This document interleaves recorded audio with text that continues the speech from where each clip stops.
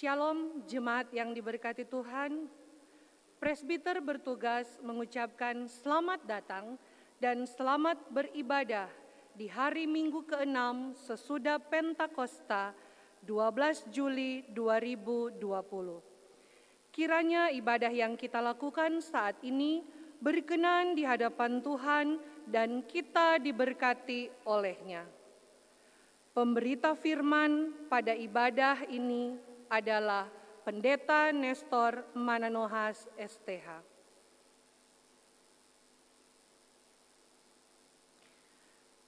Jemaat, mari berdiri untuk menyambut firman Tuhan hadir di tengah-tengah persekutuan kita.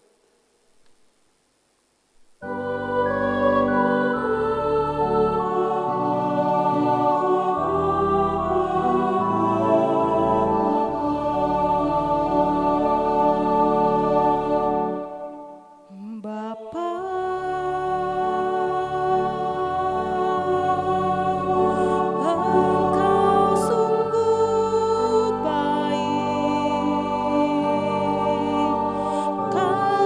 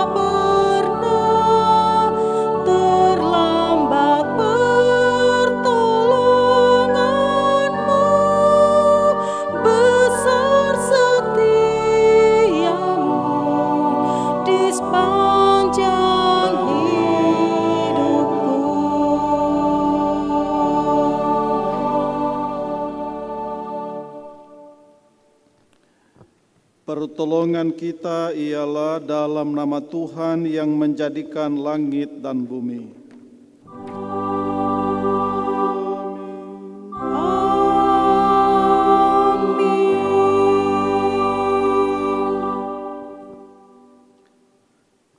Titus pasal 2 ayat 11 dan 12 menjadi nas pembimbing dalam ibadah pada minggu ini.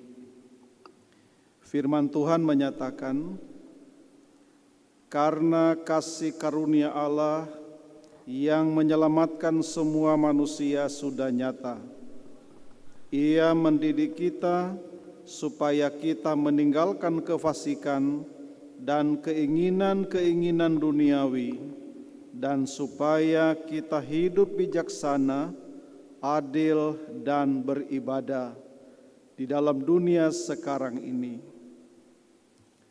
Kasih karunia dan damai sejahtera dari Allah Bapa kita dan dari Tuhan Yesus Kristus menyertai saudara sekalian. Dan menyertai saudara juga.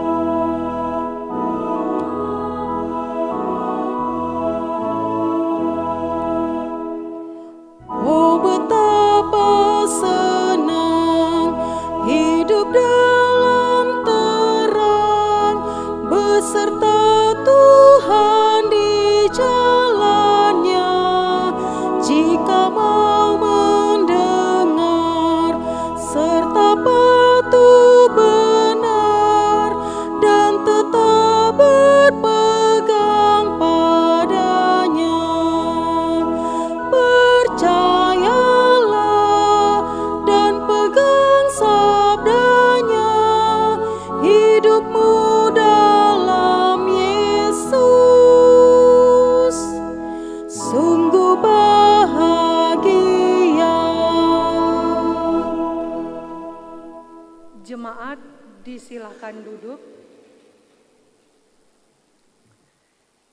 Kita masuk dalam pengakuan dosa dengan rasa sesal dan malu, dan dengan kerendahan hati. Marilah kita mengaku akan dosa-dosa kita. Ya Bapa yang Maha Kudus, yang penuh pengasihan, kami mengaku kepadamu seperti kami mengaku satu kepada yang lain, bahwa kami telah bersalah, baik dalam pikiran, perkataan, dan perbuatan. Kami gagal untuk berbuat yang baik. Segala kekurangan kami sebagai orang percaya, kelemahan iman, kepudaran pengharapan, ketiadaan kasih, pelanggaran, dan kelalaian, kami mengaku kepadamu.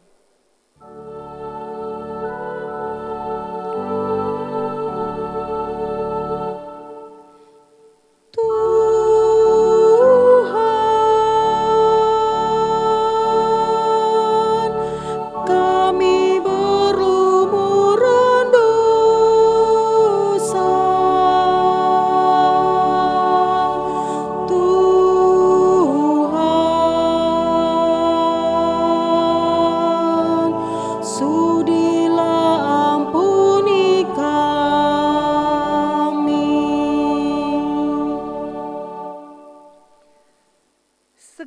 kekurangan kami sebagai umat-Mu yang telah Kau kuduskan di dunia ini, salah paham dan perselisihan, pementingan diri, iri hati, dan saling membenci. Kami mengaku kepada-Mu.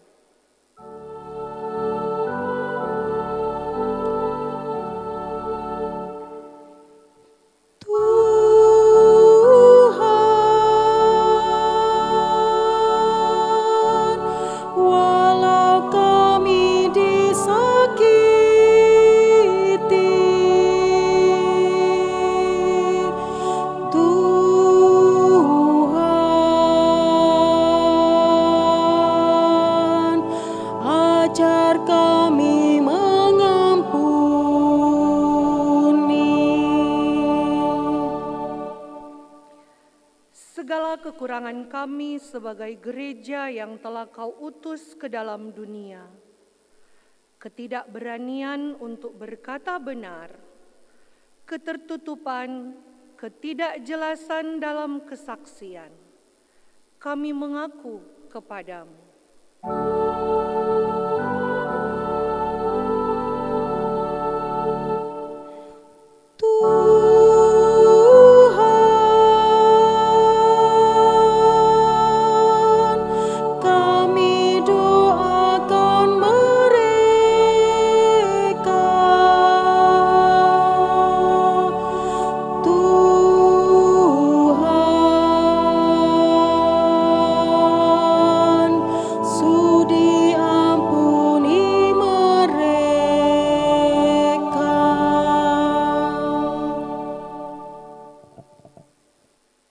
Bapa, berilah kami pengampunan dan damai sejahtera.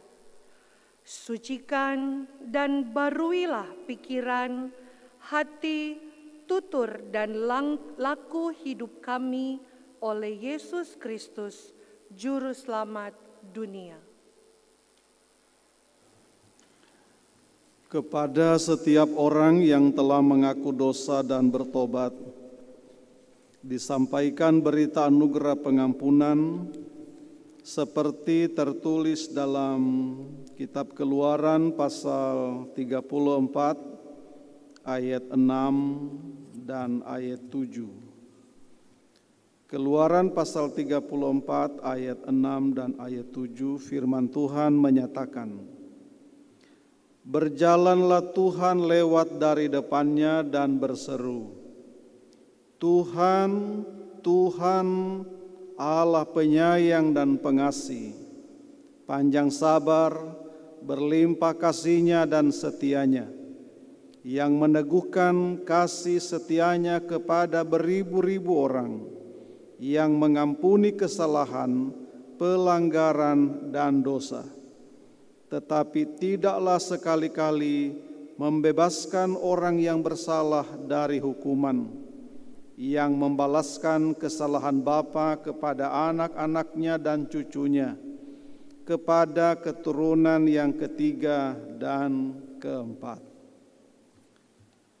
Berdasarkan firman Tuhan ini, sebagai pelayan Yesus Kristus, kami memberitakan bahwa pengampunan dosa telah berlaku dalam nama Bapa dan Anak dan Roh Kudus. Syukur kepada Tuhan. Amin.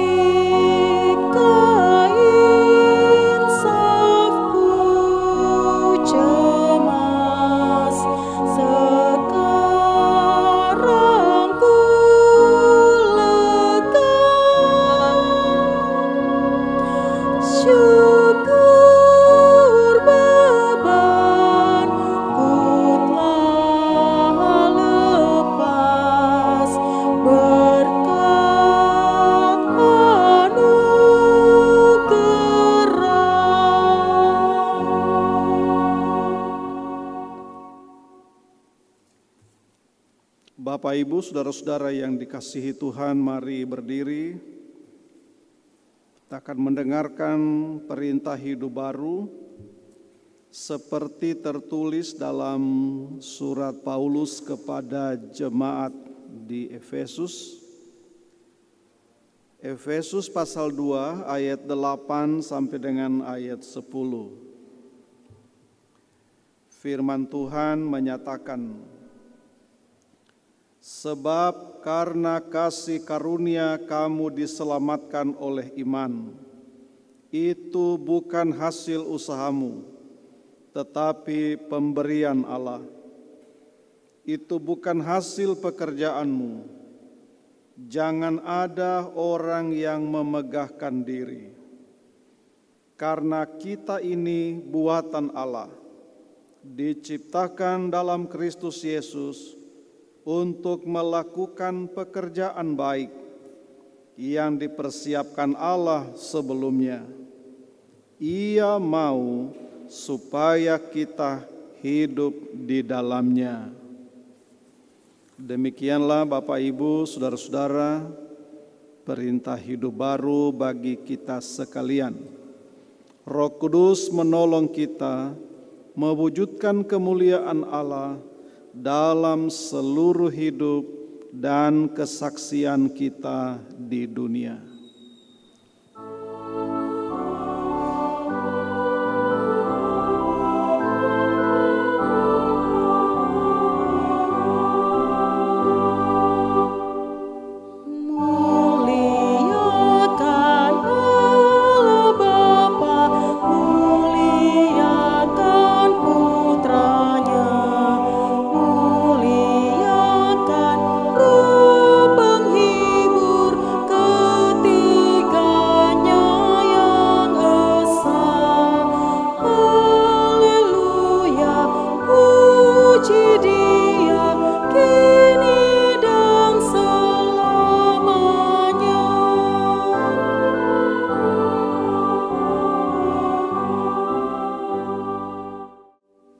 Silakan duduk.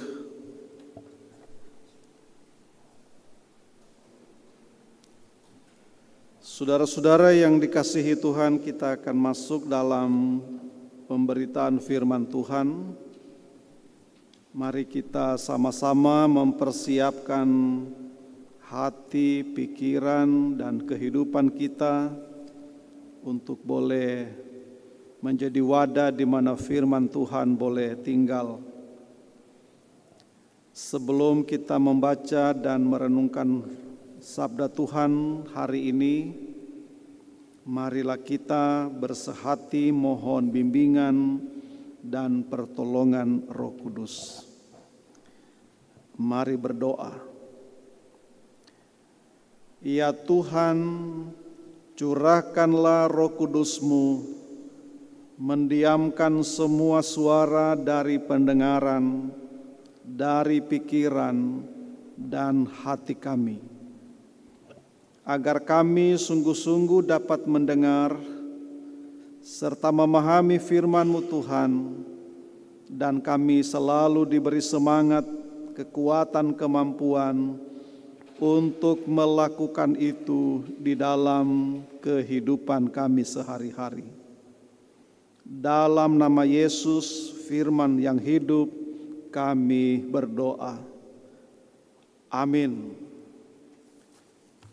Bapak, Ibu, saudara-saudara yang dikasihi serta diberkati Tuhan, mari berdiri untuk mendengar firman yang dibacakan dari Alkitab.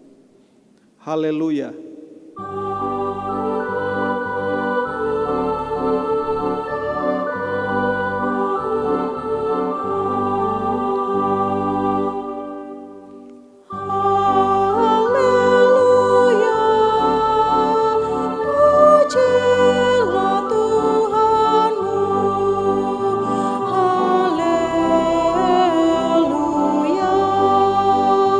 Pujilah Tuhanmu.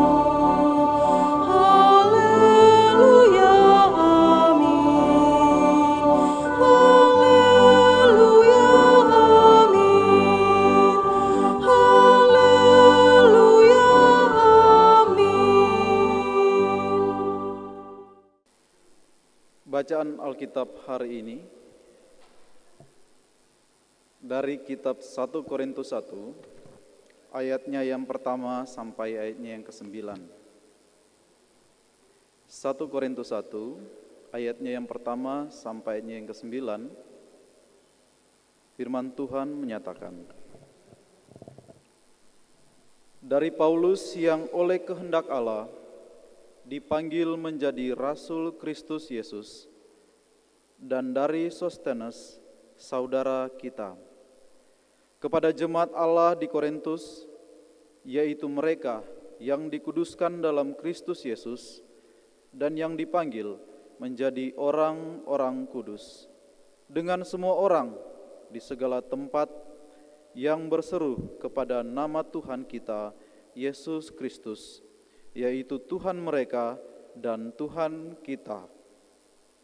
Kasih karunia dan damai sejahtera dari Allah, Bapa kita, dan dari Tuhan Yesus Kristus menyertai kamu. Aku senantiasa mengucap syukur kepada Allahku, karena kamu atas kasih karunia Allah yang dianugerahkannya kepada kamu dalam Kristus Yesus. Sebab di dalam Dia, kamu telah menjadi kaya dalam segala hal, dalam segala macam perkataan dan segala macam pengetahuan, sesuai dengan kesaksian tentang Kristus yang telah diteguhkan di antara kamu. Demikianlah kamu tidak kekurangan dalam satu karunia, pun sementara kamu menantikan pernyataan Tuhan kita, Yesus Kristus. Ia juga akan meneguhkan kamu sampai kepada kesudahannya, sehingga kamu tak bercacat pada hari Tuhan kita, Yesus Kristus. Allah yang memanggil kamu kepada persekutuan dengan anaknya, Yesus Kristus, Tuhan kita, adalah setia. Demikianlah pembacaan Alkitab. Hendaklah firman Tuhan dengan segala kekayaannya diam di dalam hatimu dan ucaplah syukur kepada Allah.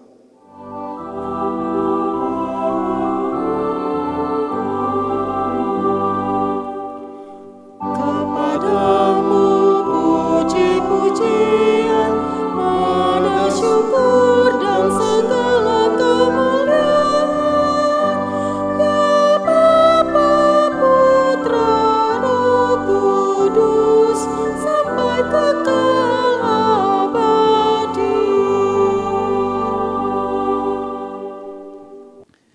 Ibu Bapa, saudara-saudara sidang jemaat yang dikasihi Tuhan, selamat hari Minggu dan juga selamat beribadah. Walaupun tetap kita masih beribadah di rumah kita masing-masing, makna ibadah tidak akan pernah berkurang karena hal itu. Saudara-saudara, hari ini kita akan merenungkan sabda Tuhan dari surat Paulus kepada jemaat di Korintus. Pertama Korintus pasal 1 ayat 1 sampai dengan ayat 9. Bapak Ibu saudara-saudara yang dikasihi Tuhan,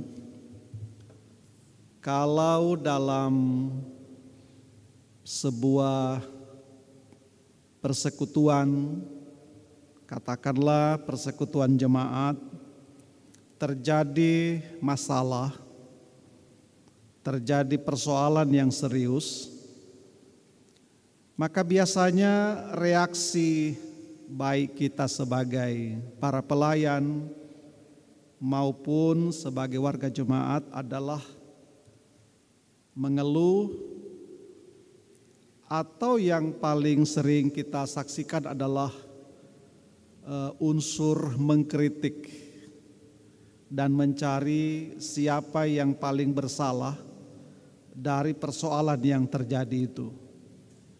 Siapa yang paling bertanggung jawab? Seringkali sedikit sekali kita menjumpai orang-orang yang justru ketika mengalami sebuah masalah dalam hidup bersama, dalam sebuah persekutuan gereja, memberikan sumbang saran atau memberikan solusi dari persoalan itu, memberikan upaya perbaikan. Justru yang sering kita alami adalah saling mempersalahkan,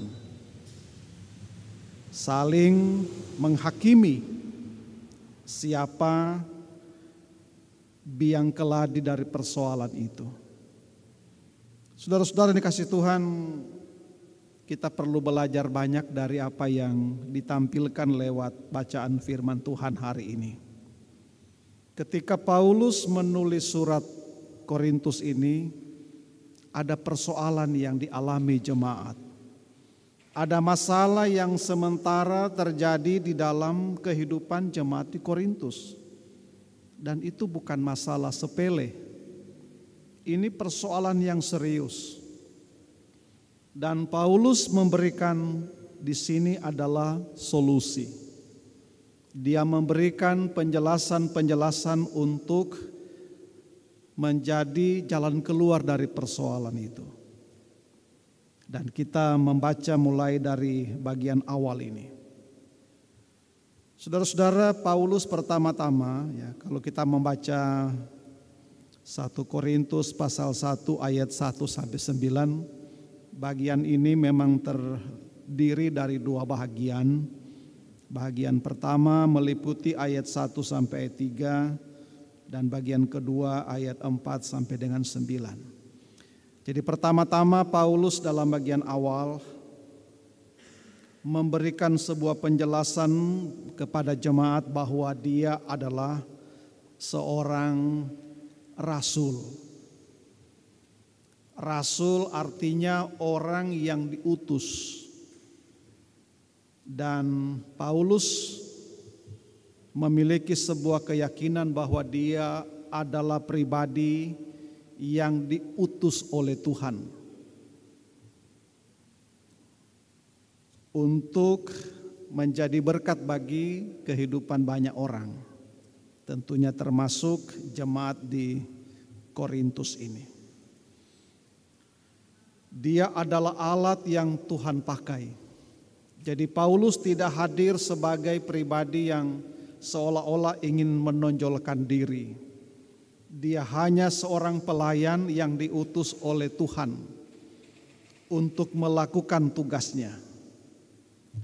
Dan juga dilibatkan di sini ada nama Sosthenes, yang pasti dia adalah orang Korintus sendiri yang selama ini pasti sudah banyak bergaul melayani jemaat. Bahkan bisa dikatakan dia salah seorang pemimpin jemaat lokal. Dia menyapa jemaat Korintus bahwa mereka adalah jemaat Allah. Kepada jemaat Allah di Korintus, yaitu mereka yang dikuduskan dalam Kristus Yesus. Saudara-saudara, di balik sapaan ini juga mengandung maksud penekanan bahwa jemaat atau persekutuan orang percaya adalah kepunyaan Allah. Mereka adalah milik Allah. Mereka dikuduskan oleh Allah dalam nama Yesus. Ini hendak membuka pikiran dan wawasan jemaat pada waktu itu yang mulai ada pengkultusan para pelayan Allah. Sehingga mereka merasa bahwa saya ini golongannya Paulus, saya ini golongannya Apolos, saya golongannya Petrus, saya golongan Kefas. Paulus mau tekankan bahwa Paulus, Apolos, Kefas maupun Petrus sama adalah alat yang Allah pakai. Jadi mereka bukan pemilik persekutuan jemaat itu. Dan jemaat bukan kepunyaannya Paulus, bukan miliknya Apolos, bukan miliknya Kefas, tetapi mereka milik Allah. Sehingga Paulus menyapa mereka sebagai jemaat kepunyaan Allah. Jadi persekutuan orang percaya itu bukan miliknya manusia, tetapi mereka milik Allah. Kepunyaan Allah. Dan disebutkan mereka dikuduskan oleh Kristus. Ketika kita membaca kalimat mereka persekutuan orang-orang kudus, artinya orang-orang yang dipisahkan dari sesuatu yang tidak sesuai dengan kehendak Allah. Mereka dipisahkan dari unsur yang namanya unsur dosa. Jadi ketika jemaat membaca kalimat ini, minimal pertama mereka sudah terbuka bahwa kita ini bukan milik siapa-siapa. Kita ini miliknya Tuhan dan kita dikuduskan di sini. Dipisahkan dari unsur yang harus berbeda dari yang belum mengenal Yesus. Kita harus bedakan seperti apa persekutuan kepunyaan Allah dan seperti apa persekutuan yang bukan kepunyaan Allah. Itu harus ada perbedaan yang menyolok di situ. Jadi Paulus mau katakan di sini bahwa kalau kita mengklaim sebagai persekutuan yang percaya sama Tuhan, tunjukkan bahwa memang kita ini milik Allah dan kita dikuduskan oleh Allah untuk melakukan kehendak Allah. Dan yang bagian ketiga, di ayat ketiga Paulus menyapa dengan doa berkat. Jadi dari penjelasan ini kita sudah bisa melihat Paulus ketika mendengar ada persoalan di Korintus, dia tidak mencari kesalahan siapa-siapa di sana, tetapi hadir untuk memberikan solusi terbaik, menyapa dengan kasih. Dan itu merupakan sesuatu yang sangat indah, yang perlu kita tiru, perlu kita contohi ketika dalam sebuah persekutuan menghadapi sebuah persoalan. Menyapa dengan kasih dan memberikan solusi yang terbaik. Saudara-saudara yang dikasihi Tuhan, lalu pada bagian yang berikutnya kita melihat bagaimana Paulus memberikan sebuah contoh kehidupan sebagai orang percaya yang sungguh-sungguh. Aku mengucap syukur kepada Allah. Aku mengucap syukur kepada Allah. Sesuai dengan bagian yang ditulis di perikop, ucapan syukur itu adalah identitas dari orang beriman. Identitas dari orang percaya bahwa dia hidup selalu bersyukur apapun kondisi dan keadaannya. Saudara-saudara, biasanya kita sebagai manusia pada masa kini, dalam hal apa kita seringkali selalu bersyukur? Adalah ketika kita mengalami sebuah peristiwa atau mengalami sesuatu yang membuat kita senang, yang membuat kita bisa bahagia, yang membuat kita bisa sukacita. Ya mungkin contohnya kalau kita bertambah usia, kita bersyukur. Merayakan ulang tahun perkawinan, kita bersyukur. Ketika kita bisa sehat dari mengalami sakit, bersyukur. Ketika ada rezeki yang kita dapat, kita bersyukur. Dan banyak hal yang intinya membuat hidup kita merasa bahagia, selalu disyukuri. Tapi apakah pernah kita juga mensyukuri sesuatu yang justru tidak membuat kita bahagia, membuat kita tidak merasa sukacita, yang justru membuat kita susah, membuat kita sedih, tetapi selalu mensyukuri itu sebagai sebuah anugerah Allah? Pasti tidak mudah. Jadi selalu yang membuat kita bersyukur adalah peristiwa yang membuat kita senang. Sebenarnya hal itu adalah sesuatu yang lumrah, sesuatu yang wajar-wajar saja. Bahwa kalau kita mengalami berkat Tuhan, disyukuri itu sesuatu yang biasa saja. Yang sebenarnya tidak istimewa. Tapi ketika bisa mensyukuri sebuah peristiwa yang justru membuat kita tidak merasa bahagia, justru kita gagal, kita sedih, kita menderita, tapi masih bisa bersyukur, itu hal yang luar biasa. Apalagi saudara, kalau kita membaca teks ini, Paulus tidak mensyukuri sesuatu yang dia alami. Dia tidak bersyukur karena sebuah peristiwa yang dia alami. Tapi pertama-tama yang dia syukuri adalah sesuatu yang justru orang lain alami. Sesuatu yang orang lain rasakan dan nikmati, tetapi Paulus yang mensyukuri hal itu. Ini kan luar biasa saudara-saudara. Pernahkah saudara bikin persekutuan ibadah syukur karena tetangga saudara berhasil? Dia yang bangun rumah tapi Anda yang bikin ibadah syukur.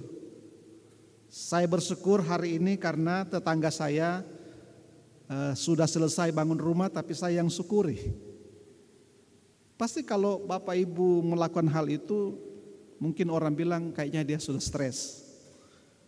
Kayaknya dia sudah mulai ada gejala gangguan jiwa. Orang lain yang sukses, orang lain yang berhasil, tapi saudara yang senang. Kalau itu bisa kita lakukan, itu hebat.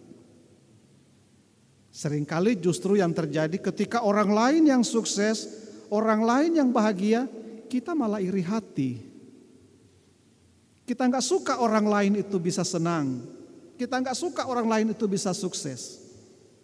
Justru menimbulkan kebencian. Dan banyak orang seperti itu. Sekalipun dia sudah berlabel sebagai orang Kristen.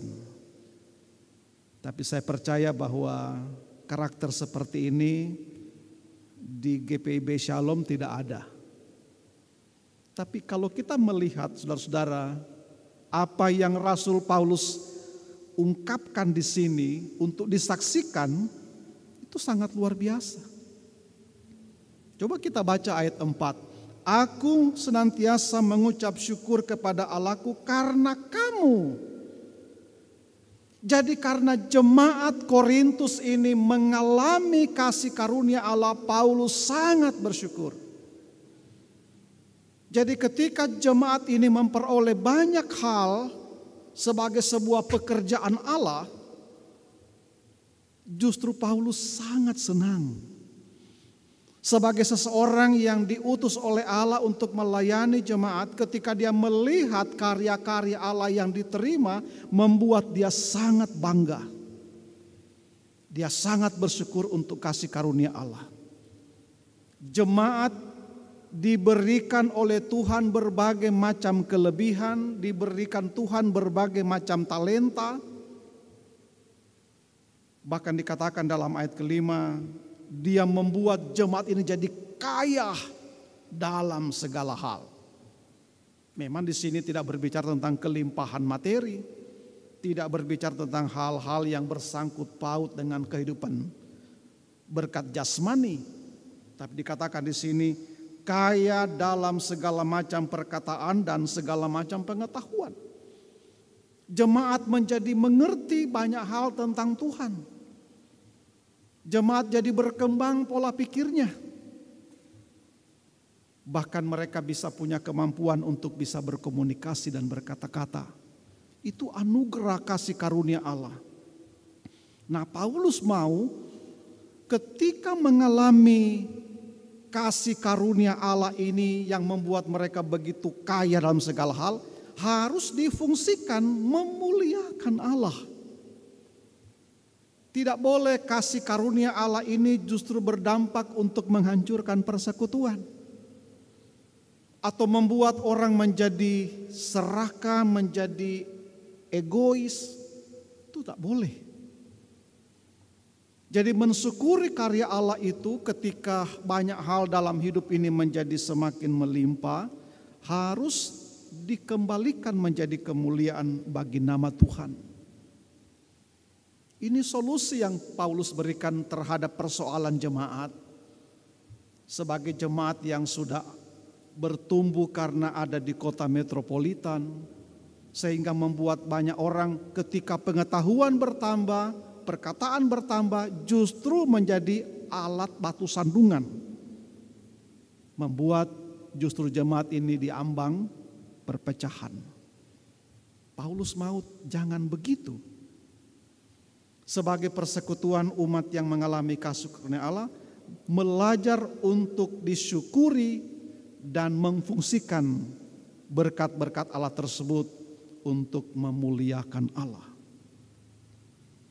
Difungsikan untuk menjadi alat menyaksikan karya-karya Tuhan yang hebat yang lain. Sehingga saudara dikatakan di dalam ayat bagian-bagian terakhir, ayat 8, supaya kita ke depan menyongsong kedatangan Tuhan kedua kalinya dijumpai tidak bercacat. Tetap menjadi umat seperti yang disapa di ayat kedua. Tetap menjadi umat yang dikuduskan Allah, dipisahkan dari berbagai hal yang justru Tuhan tidak suka. Dia juga meneguhkan kamu sampai kesudahannya sehingga kamu tak bercacat pada hari Tuhan kita Yesus Kristus. Jemaat diberikan solusi yang sangat indah dalam menghadapi persoalan. Kita ini hidup karena kasih karunia Allah semata. Saudara-saudara, saya ingin mengajak Bapak Ibu untuk melihat di dalam nats pembimbing kita yang juga merupakan tulisan Paulus untuk Titus. Dalam Titus pasal 2 ayat 11 dan 12 tadi dikatakan, karena kasih karunia Allah yang menyelamatkan semua manusia sudah nyata. Kasih karunia Allah yang kita terima itu mendidik kita supaya apa?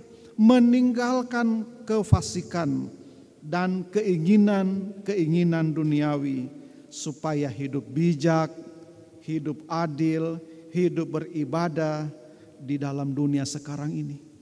Itu loh maksudnya. Jadi ketika firman Tuhan ini juga menyapa kita hari ini, juga mau ingatkan Bapak Ibu, saudara-saudara dan saya. Ketika ada persoalan yang kita alami, solusi terbaik adalah memberikan perbaikan. Bukan menyalahkan orang. Menyapa dengan kasih. Dan mari kita fokus bahwa kita sudah menerima begitu banyak kebaikan Tuhan. Kita sudah menikmati kasih karunia Allah. Mari syukuri kasih karunia Allah itu. Dan mari kita kelola berbagai kasih karunia yang Tuhan sudah karuniakan ini, supaya membuat persekutuan ini semakin hari semakin baik. Dan semakin banyak orang yang terpanggil untuk bersaksi. Hidup kita ini, saudara, adalah untuk memuliakan Tuhan. Firman Tuhan mau ingatkan kita supaya dari waktu ke waktu kita semakin terdidik sampai Tuhan datang kedua kali dan kita menjadi pribadi yang beriman, yang tak bercacat. Rasul Paulus menutup nasihatnya di ayat 9, Allah yang memanggil kamu kepada persekutuan dengan anak Yesus Kristus adalah Tuhan kita adalah setia.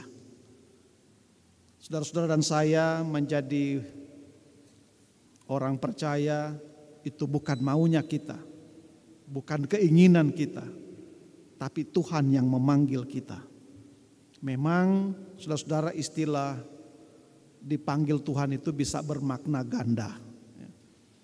Dipanggil Tuhan bisa berarti bahwa orang itu berhenti bernafas. Itu juga bisa dikatakan dipanggil Tuhan. Is dead. Wa inna ilahi rojiun. Itu juga istilah dipanggil Tuhan. Tetapi dipanggil Tuhan di sini bukan berarti mati. Dipanggil Tuhan di sini berarti hidup. Dia bergerak Untuk apa? Untuk menjadi alat yang diutus Allah. Seperti Paulus. Untuk menyaksikan karya Allah. Dan ingatlah bahwa Allah yang memanggil orang percaya untuk menjadi saksinya adalah Allah yang setia. Jadi kalau Allah yang setia ini menjaga hambanya di waktu lalu seperti Paulus, Allah yang sama setia menjaga hambanya sampai hari ini. Allah yang setia memelihara, memberkati persekutuan jemaat di Korintus, Allah yang sama, yang setia ini akan terus memelihara dan memberkati umatnya sampai hari ini, bahkan sampai selama-lamanya. Di sini dituntutlah kesetiaan. Jadi kalau kita sudah berkomitmen untuk setia berjalan bersama Tuhan, jangan goyah. Karena kita punya Tuhan yang setia, Dia juga menuntut supaya umatnya setia berjalan bersama Dia. Setia melayani pekerjaannya, setia mengiring Dia. Apapun yang kita alami dan rasakan dalam hidup ini, tetap setia berjalan sama Tuhan. Amin.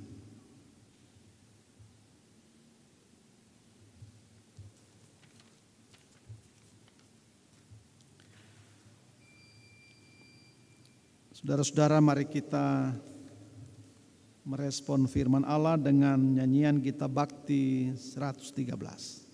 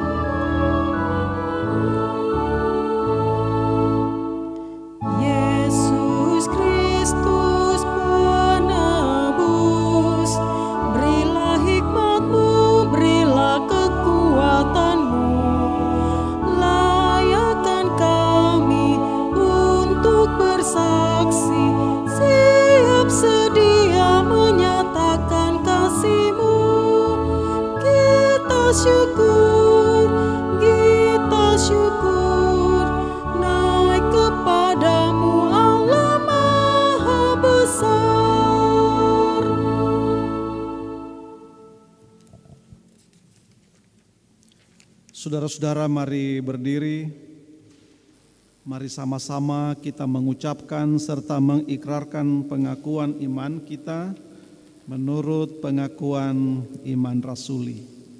Dengan hati dan mulut masing-masing berkata, Aku percaya kepada Allah, Bapa yang Maha Kuasa, Khalik langit dan bumi, dan kepada Yesus Kristus, Anak-Nya yang tunggal Tuhan kita, yang dikandung daripada Roh Kudus, lahir dari anak darah Maria, yang menderita di bawah pemerintahan Pontius Pilatus, disalibkan, mati dan dikuburkan, turun ke dalam kerajaan maut. Pada hari yang ketiga bangkit pula dari antara orang mati, naik ke sorga, duduk di sebelah kanan Allah, Bapa yang Maha Kuasa, dan akan datang dari sana untuk menghakimi orang yang hidup dan yang mati. Aku percaya kepada Roh Kudus, gereja yang kudus dan am, persekutuan orang kudus, pengampunan dosa, kebangkitan daging, dan hidup yang kekal. Silakan duduk. Saudara-saudara, mari kita bersatu hati dalam permohonan syafaat. Mari kita berdoa. Allah Bapa yang Maha Kasih, Allah yang penuh kasih karunia, yang kami puji dan kami muliakan dalam nama Yesus Kristus, Tuhan dan Juru Selamat kami yang hidup. Kami kembali menaikkan ucapan syukur kepadamu Tuhan, yang tidak pernah berhenti mengasihi kami dengan setia hingga saat ini. Tuhan tetap hadir, memberikan kami kasih karunia yang melimpah dalam hidup kami.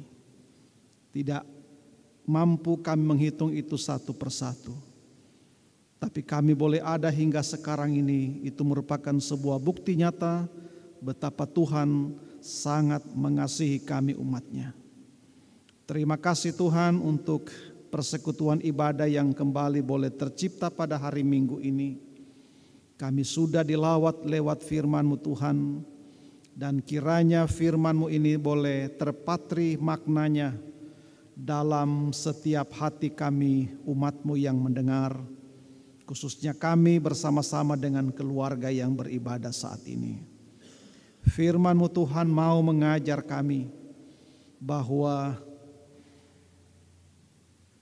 ketika kami mengalami berbagai macam masalah, persoalan dalam kehidupan bersama, kami diingatkan lewat sabda Tuhan supaya boleh kami menyapa dengan penuh kasih terhadap orang lain. Kami tidak harus mengkritik berlebihan, bahkan mencari kesalahan sesama. Tapi kami boleh berbuat sebagai utusan-utusan Allah yang hadir untuk memberikan solusi dan jalan keluar yang penuh dengan hikmat. Kami boleh mengambil setiap keputusan dengan bijak dalam segala persoalan yang kami alami, sehingga ada berkat Allah yang boleh kembali kami nikmati pada akhirnya. Kami boleh belajar banyak dari kehidupan jemaat yang dilayani oleh hamba-Mu Rasul Paulus, jemaat Korintus. Mereka disapa sebagai persekutuan kepunyaan Allah. Mereka dikuduskan oleh Yesus Kristus dalam kehidupan bersama. Itu menjadi sebuah identitas yang tidak boleh dilupakan. Kami juga diingatkan bahwa sebagai persekutuan keluarga Allah, persekutuan gereja-Mu Tuhan, kami ini kepunyaan-Mu, kami milik Allah, dan juga dikuduskan bersama-sama lewat persekutuan dengan Yesus. Kami dihadirkan untuk boleh menjadi mitra kerja, teman sekerja-Mu, menyaksikan kasih karunia Tuhan dalam kehidupan bersama dengan orang lain. Sehingga kami boleh menata masa depan sampai Tuhan datang kembali untuk menjadi orang-orang yang sungguh layak untuk hidup bersama dengan Engkau, menjadi orang-orang beriman yang tak bercacat. Dan kami juga diingatkan bahwa kami boleh berjalan dengan Tuhan yang begitu setia menemani hidup kami, menopang hidup kami, dan selalu memberkati akan hidup kami. Terima kasih Bapa Sorgawi untuk lawatan firman-Mu hari ini, menjadi berkat luar biasa buat kami semua. Untuk selalu hidup bergantung sungguh-sungguh sama Tuhan, bersandar sama Tuhan. Di situ kami akan menemukan kekuatan, kemampuan dan semangat untuk menyaksikan kasih karunia-Mu. Bapa di sorga, kami berdoa bagi setiap keluarga-keluarga jemaat-Mu. Tuhan memahami segala pergumulan yang kami alami. Dan kepada Tuhanlah kami berserah. Kami percaya bahwa Tuhan juga tidak meninggalkan kami. Tuhan setia melindungi kami, menjaga hidup kami, dan juga memberkatinya. Kami berdoa Tuhan bagi warga jemaat yang sementara bergumul karena sakit. Biarlah Engkau Tuhan yang merupakan pemilik segala berkat, menganugerahkan berkat kekuatan dan kesehatan bagi setiap warga jemaat kami yang mengalami sakit saat ini. Kami juga berdoa bagi mereka yang mengalami berbagai macam pergumulan. Di masa pandemi ini ada banyak jemaat yang harus kehilangan pekerjaan ataupun dirumahkan sementara. Kami percaya Engkau Tuhan akan memelihara hidup kami dan memberikan kembali solusi dan jalan terbaik. Bapa Sorgawi, kami juga berdoa buat kebersamaan kami dalam persekutuan hidup bergereja, berjemaat. Engkau memberkati akan persekutuan kami.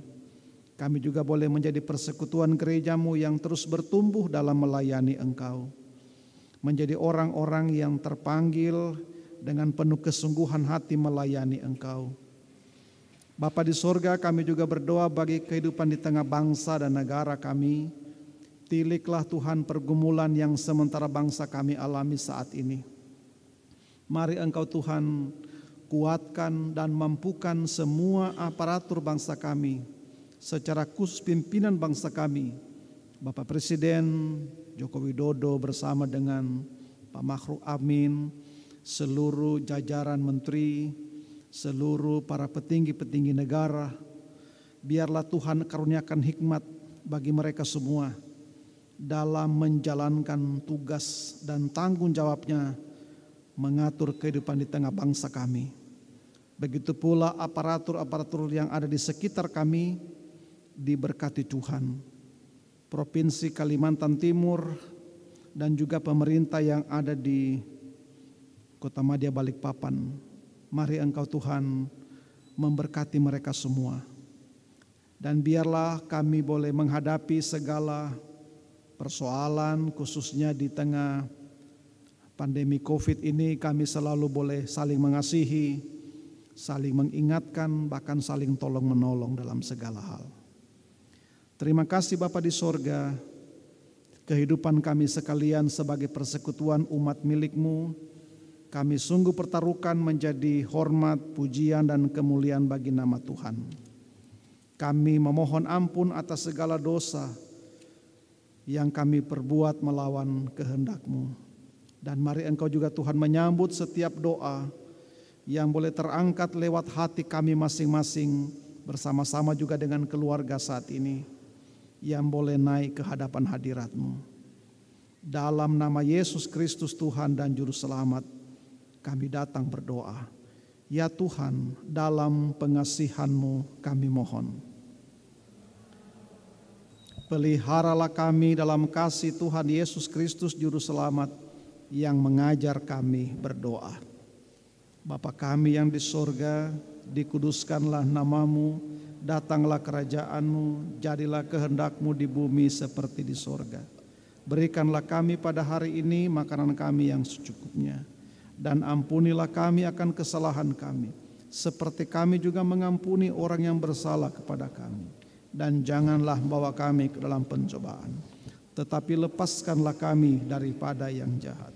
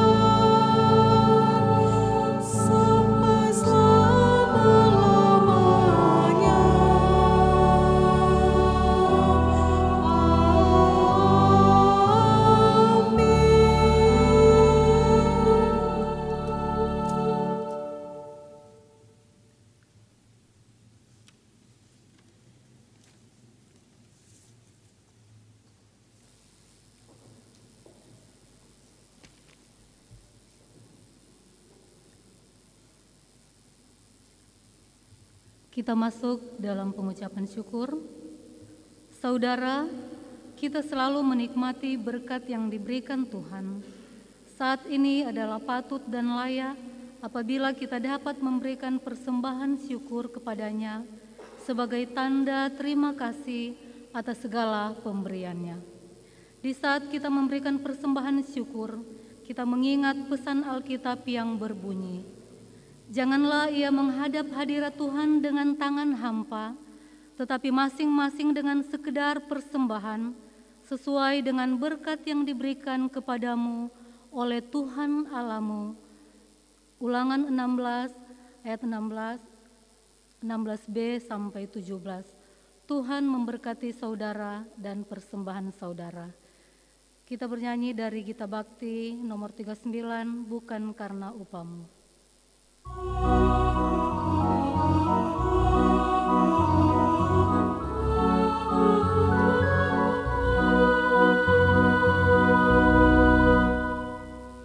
Bukan karena upamu dan bukan karena kebajikan hidupmu, bukan persembahanmu dan bukan pula hasil perjuanganmu. Allah mengampuni kesalahan umatnya oleh karena kemurahannya.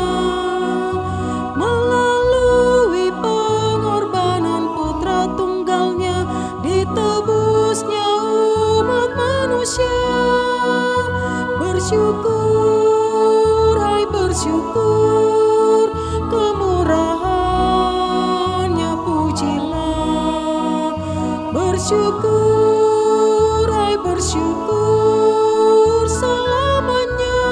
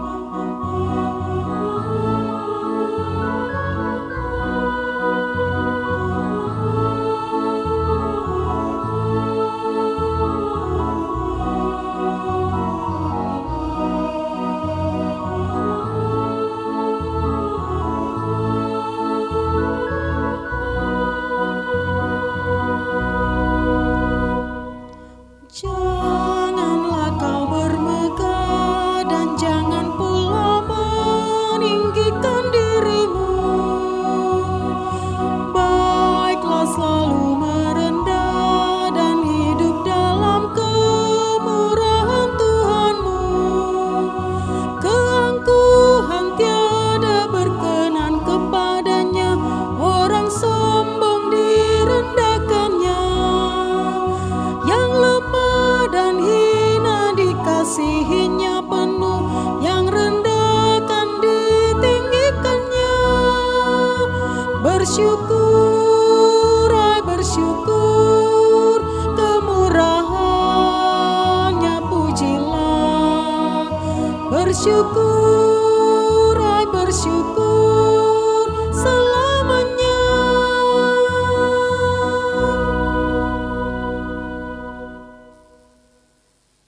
Jemaat diundang berdiri.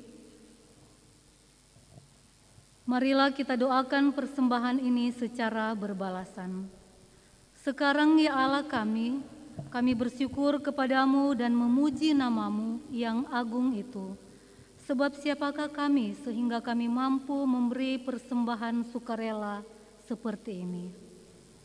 Sebab daripadamulah segala-galanya, dan dari tanganmu sendirilah persembahan yang kami berikan kepadamu. Amin. Disilakan duduk kembali.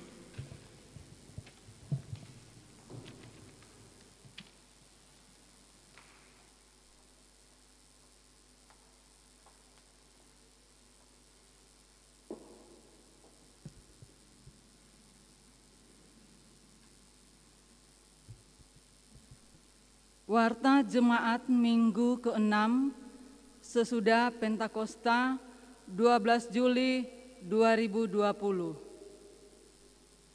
Majelis Jemaat GPIB Shalom di Balikpapan mengucapkan selamat hari Minggu kepada segenap warga jemaat yang beribadah di rumah. Kiranya ibadah kita lakukan saat ini akan menambah kekuatan iman dan kasih kita kepada Tuhan, sehingga pengharapan kita semakin nyata dalam Yesus Kristus. Berita duka cita. Telah meninggal dunia Bapak Lewen Hart Darungo, orang tua dari Ibu Katrin Darungo, sektor pelayanan Galatia, usia 74 tahun pada Kamis 2 Juli 2020 dan sudah dimakamkan pada Jumat 3 Juli 2020 di Luwuk, Sulawesi Tengah. Majelis dan seluruh warga jemaat GPIB Shalom Balikpapan menyampaikan turut berduka cita. Tuhan Yesus memberikan penghiburan yang sejati. Diinfokan kepada warga jemaat bahwa telah dibuka kelas katekisasi reguler. Bagi yang akan mengikuti katekisasi reguler dapat mendaftarkan ke kantor Majelis Jemaat GPIB Shalom Balikpapan setiap hari jam kerja dengan mengisi formulir dan membawa kelengkapan fotokopi surat baptis dan fotokopi akte kelahiran. Sehubungan keadaan bangku di Gereja Pospel Sejahtera Samboja sudah rusak, maka saat ini kami masih membutuhkan 6 bangku dan 6 sekat. Untuk itu mohon bagi Bapak Ibu, saudara-saudari yang dengan sukacita atau berkerinduan ingin menyumbang, dapat menghubungi kantor Majelis Jemaat GPIB Shalom Balikpapan. Tuhan memberkati. Kami atas nama seluruh jemaat GPIB Shalom Balikpapan dengan ini menyampaikan terima kasih kepada seluruh yang bertugas dalam ibadah minggu hari ini.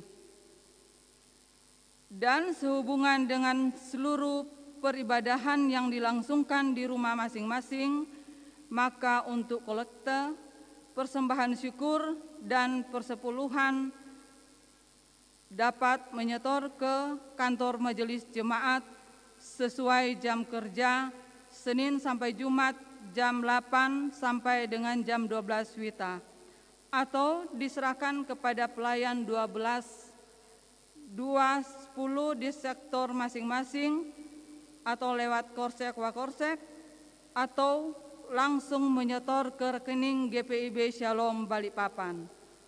Tuhan memberkati persembahan Bapak, Ibu, saudara-saudari. Sekian warta jemaat.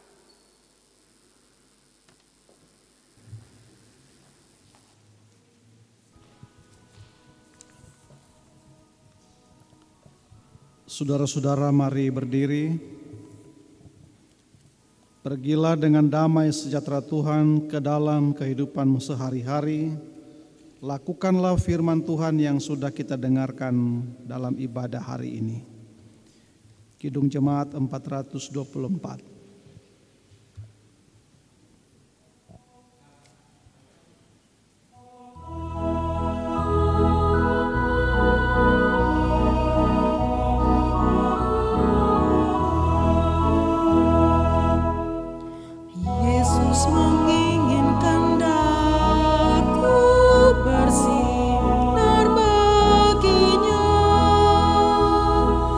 Dimanapun ku berada.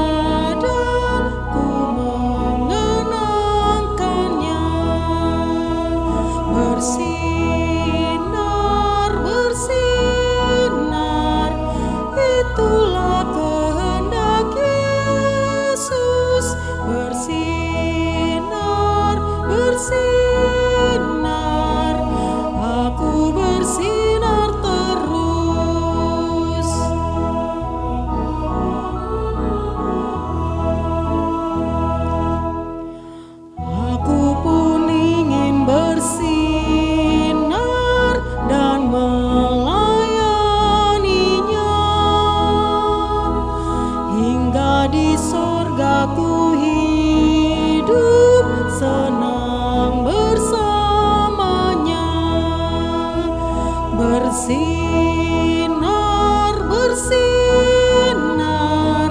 itulah kehendak Yesus.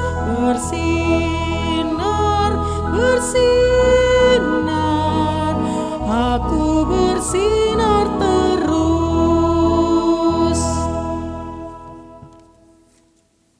Saudara-saudara, arahkanlah hati dan pikiran kepada Tuhan, serta terimalah berkat Tuhan. Tuhan memberkati engkau dan melindungi engkau. Tuhan menyinari engkau dengan wajah-Nya dan memberi engkau kasih karunia. Tuhan menghadapkan wajah-Nya kepadamu dan memberi engkau damai sejahtera.